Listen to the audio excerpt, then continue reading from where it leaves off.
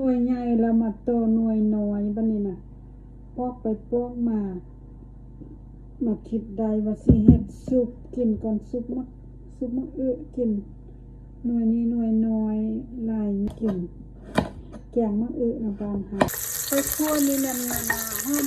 คั่วยางกับใบตือลิดก็จะเก็บอยู่ต้นมาไม่เจอน้ำมันโอลิฟไปเอาใจนี่แล้วค่อยจะสิเอาอันนี้มีไปทอกใส่แล้วก็คั่วโต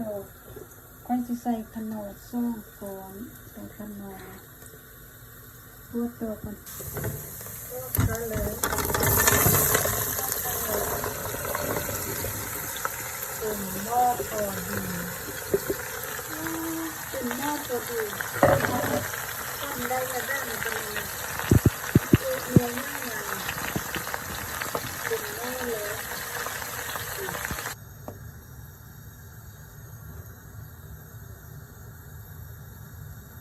ใส่ขนมเจซ่องก่อนขนมผัก